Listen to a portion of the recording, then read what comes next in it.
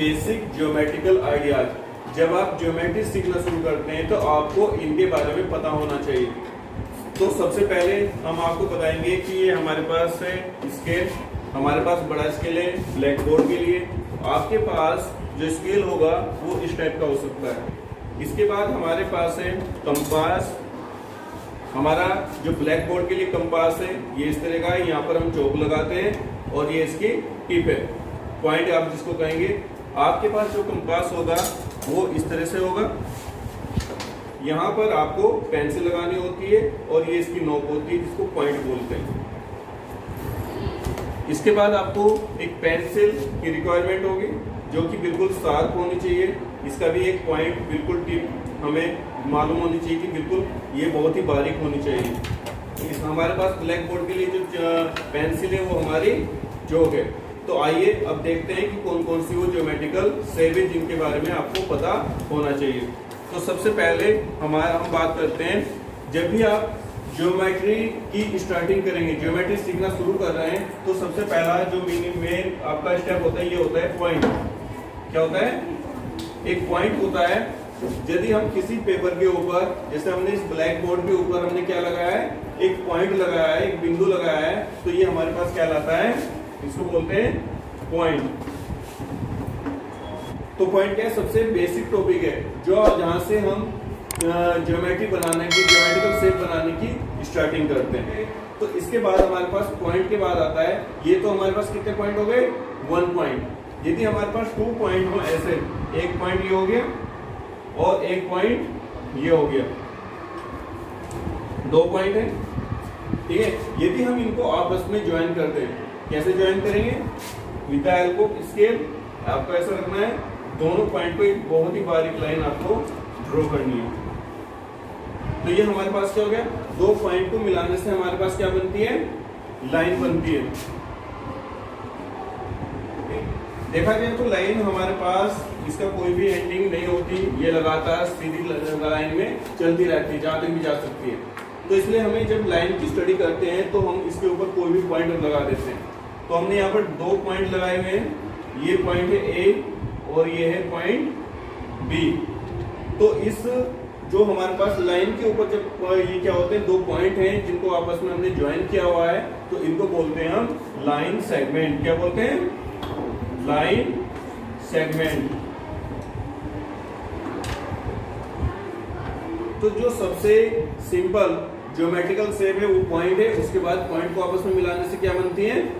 Line बनती है, line segment बनता है। एक ये हमने ऐसे फिर से एक लाइन ड्रॉ की यहाँ पर,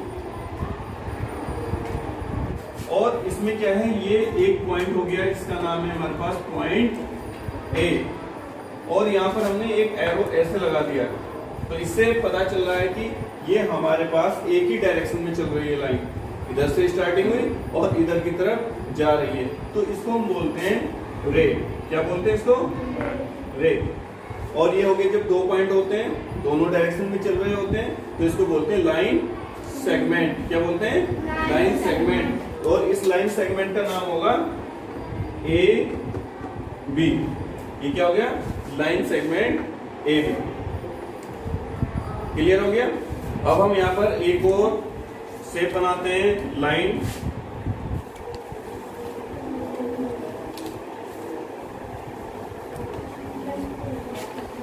यहाँ पर क्या है, देखो, इस पर कोई भी पॉइंट आपको नजर आ रहा है? यहाँ पर कोई पॉइंट है? नहीं है ना, तो इसको हम बोलते हैं लाइन। लाइन के ऊपर कोई पॉइंट नहीं है। जब हमारे पास एक पॉइंट होता है तो इसको बोलते हैं रे, और जो 2 पॉइंट होते हैं जो आपस में कनेक्टेड है, लाइन के थ्रू कनेक्टेड है, तो इसको बोलते हैं हम लाइन सेगमेंट। क्या बोलते हैं? सेगमेंट। तो तीनों में आपको डिफरेंस पता लग गया। लाइन के ऊपर कोई पॉइंट आपको नहीं मिलेगा, 2 एरो हैं, ये कितनी भी लंबी हो सकती है, कितनी भी छोटी हो सकती है। रे के ऊपर आपको 1 पॉइंट मिलेगा, और लाइन सेगमेंट के ऊपर कम से कम आपको कितने पॉइंट मिलेंगे? 2 पॉइंट जहां पर भी आपस में ज्वाइन होते हैं उसको हम बोलते हैं line segment. Clear? Okay, note कर लें आप इसको। अब बात करते हैं हम इंटरसेक्टिंग लाइंस क्या होती हैं। तो लाइन, सबसे पहले एक लाइन ड्रॉ कर लेते हैं, लेकिन हम उसको टेढ़ा ड्रॉ करेंगे ऐसे। ये लाइन हो गई एक, इसका नाम हो गया सपोज एल। क्या लाइन है इसका नाम? एल। और एक लाइन और ऐसे हम इसको के भी ऊपर से लेके जाते हैं ऐसे, तो ये होगी लाइन एम। ठीक है बेटा, तो ये हो गई लाइन एल और ये हो गई लाइन एम। दो लाइन हमने ड्रॉ की। ये दो लाइन एक दूसरे को एक पॉइंट पर इंटरसेक्ट कर रही है, मतलब एक दूसरे को काट रही है। कौन सा पॉइंट है ये? यहाँ पर इसको नाम दे देते हैं पी। पी हमारे पास एक ऐसा पॉइंट हो गया जहां पर दो लाइन एक दूसरे को क्रॉस कर रही हैं, एक दूसरे को कट कर रही हैं, तो ऐसी लाइन को हम बोलते हैं इंटरसेक्टिंग लाइंस। क्लियर हो गया? जब एक दूसरे के ऊपर से कोई लाइन जाती है तो उनको बोलते हैं कि एक लाइन दूसरी लाइन को इंटरसेक्ट कर रही है। अब हमारे पास एक लाइन है ऐसे, यदि हम अपने स्केल को ऐसे पकड़े और यहां से दो लाइन एक नीचे से ड्रॉ करें और एक लाइन ऊपर से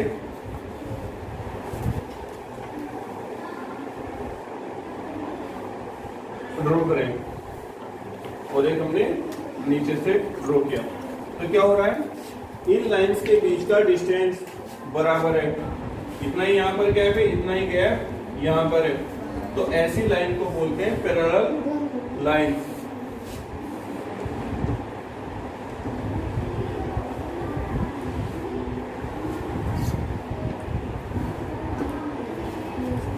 पैरेलल लाइन क्या हो गई? जिनके बीच का डिस्टेंस बराबर रहता है और ये दूसरे को कभी भी एक दूसरे को इंटरसेक्ट नहीं करती। ये एक दूसरे को काटेंगे क्या? मतलब यस और नो?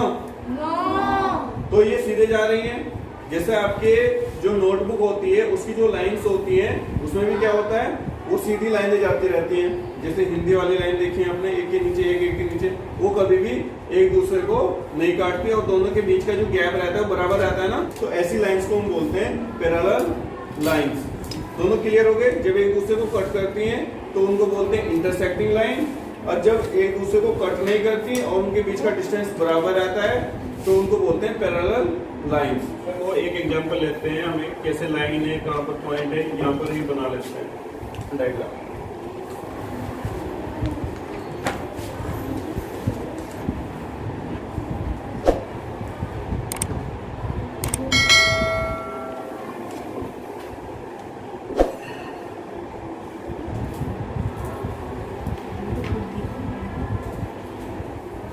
ये फिगर आपके एक्सरसाइज में दिया हुआ है 4.1 में, फर्स्ट क्वेश्चन है। तो इसमें हमारे पास क्या है कि 5 पॉइंट्स आपको बताने हैं इसमें। तो पॉइंट आपको बता देते, पॉइंट क्या होते हैं। तो इसमें आंसर आ जाएगा आपको पॉइंट डी। पॉइंट डी आ गया। फिर उसके बाद आएगा point E, point O, point C और लास्ट क्या है? Point B. ये 5 पॉइंट आपके इसमें आ गए। इस तरह से यदि पूछे कि पॉइंट कहाँ कहाँ पर है, जहां पर भी point D, point A, point O, point C and point B, ये आपके 5 पॉइंट आ गए। अब इसमें बताना है ए लाइन बतानी है। ए लाइन, लाइन कहाँ है? ओ से जो जा रही है, ये एक आपकी लाइन हो गई। क्लियर? इसका नाम आ जाएगा ओ। लाइन के ऊपर ऐसे खींच देंगे लाइन ओ, क्योंकि लाइन के ऊपर कोई भी पॉइंट नहीं होता, यहाँ पर कोई भी पॉइंट नहीं है। ये सेकंड आंसर हो गया। थर्ड इसमें बताना है 4 रेज बतानी है। तो रे होगी हमारे पास, एक ही हो गई बी, बी रे हो गई, एक पॉइंट आता है रे में। सी, सी रे हो गई।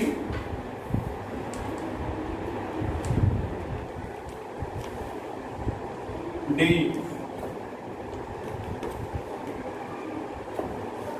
डी रे हो गई। और एक हो गई हमारे पास ओ।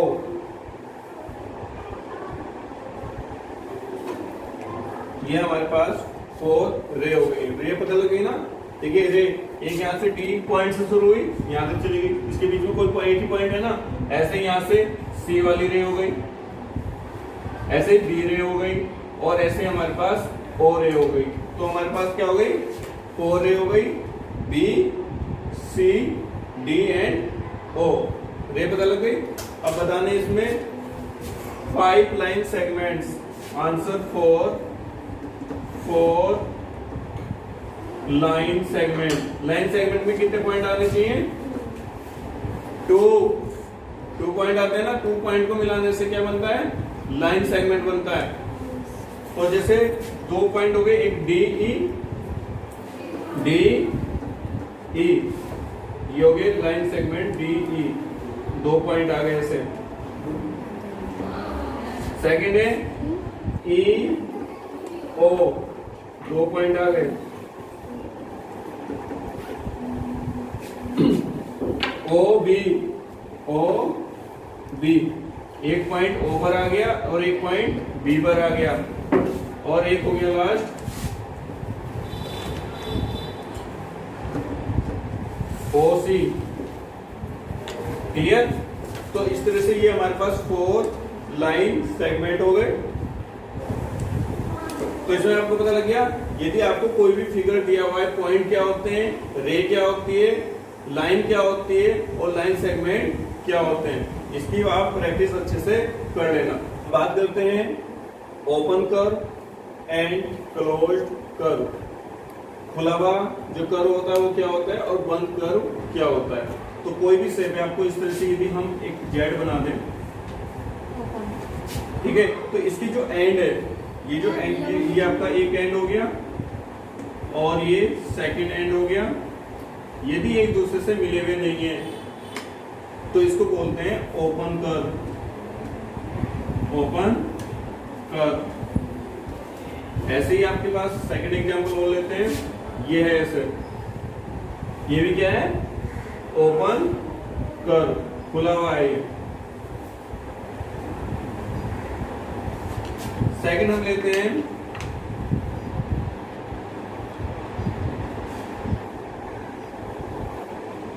इसके सभी पॉइंट आपस में कनेक्टेड है, क्लोज है, तो इसको बोलते हैं क्लोज कर्व।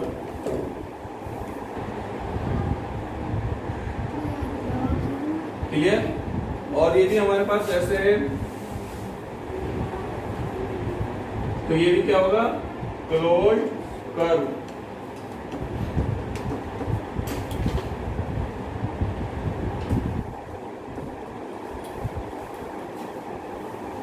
कैसा कर्व है, क्लोज कर्व है।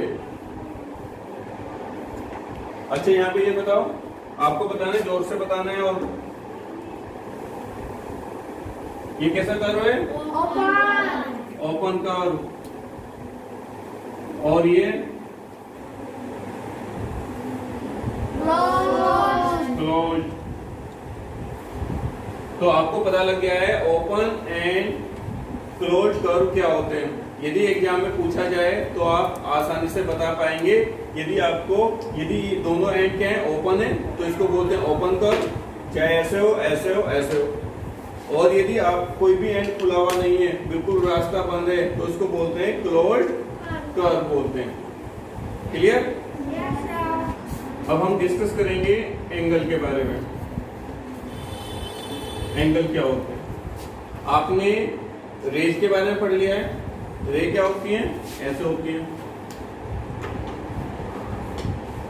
सपोज ये ए रे है और सेकंड है हमारे पास, सेकंड रे, इसका नाम हो गया सपोज बी। क्लियर। यदि हम इन दोनों रे को ऐसे बना दें, देखो ये ए रे है और इनका एक ही कॉमन पॉइंट, यहां से दूसरी रे भी मिला दें, ये कौन सी रे हो गई, बी। तो एंगल क्या होता है, एक ऐसा पॉइंट होता है जहां पर दो रे आपस में मिलती हैं। ठीक है। तो इसमें क्या होता है, एंगल में क्या होता है, 2 रे होती हैं, लेकिन उनका क्या होता है, कॉमन पॉइंट होता है, कॉमन पॉइंट, इसका नाम दे देते हैं सी। यहाँ पर क्या होता है, 2 रेज है ए एंड बी, इनका एक कॉमन पॉइंट हो गया सी। तो एंगल तब बनता है जब हमारे पास 2 रे एक किसी कॉमन पॉइंट पे आके मिल जाती है। तो यहाँ पर एंगल का नाम हो जाएगा, एंगल को ऐसे दिखाते हैं, ये एंगल का सिंबल होता है और इसका नाम हो जाता है ए सी बी। क्या हो गया, एंगल ए सी बी। जो एंगल होता है उस पॉइंट को हम बीच में लिखते हैं। मतलब ये हो गया कि जो 2 रे हैं ए एंड बी, उनका जो कॉमन पॉइंट है वो क्या होगा, सी, इसलिए दोनों के बीच में रख दिया उसको।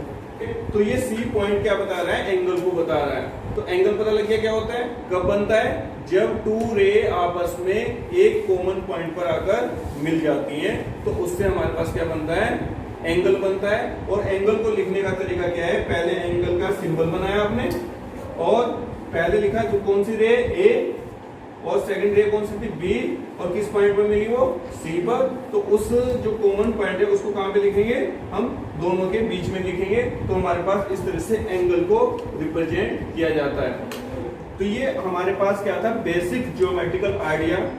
इसमें हमने आपको बताया पॉइंट क्या होता है, फिर हमने आपको बताया लाइन सेगमेंट क्या होते हैं, फिर आपको बताया लाइन क्या होती है, फिर हमने आपको बताया कि इंटरसेक्टिंग लाइन क्या होती है, पैरेलल लाइन क्या होती है, ओपन कर्व क्या होता है, क्लोज कर्व क्या होता है, और उसके बाद हमने आपको बताया कि एंगल क्या होते हैं, कैसे एंगल बनता है। Is it clear? इनको आप अच्छे से प्रैक्टिस कर लो, इनको बना बना के आपको देखना है। अब यहाँ पर कुछ पॉइंट आपको ध्यान में रखने, आपकी स्केल बिल्कुल प्लेन होनी चाहिए, उसमें कोई भी कटपट नहीं होना चाहिए। सेकंड, आपकी पेंसिल साफ होनी चाहिए, आपका जो कंपास है वो मुड़ा हुआ नहीं होना चाहिए, और आपको लाइन जो बनानी है, ड्रॉ करनी है अपनी नोटबुक में, वो काफी बारीक करनी है, जितनी बारीक हो सकती है उतना आपको उसको ड्रॉ करना है। दोबारा लाइन के ऊपर फिर पेंसिल आपको नहीं चलानी है, उससे आपका क्या होगा, एक तो लाइन भी टेढ़ी हो सकती है, एंगल भी चेंज हो सकता है, और सही तरीके से आप उसको मेजर भी नहीं कर पाएंगे। तो आप इन पॉइंट का ध्यान रखना और इनको बना के अच्छे से प्रैक्टिस करना।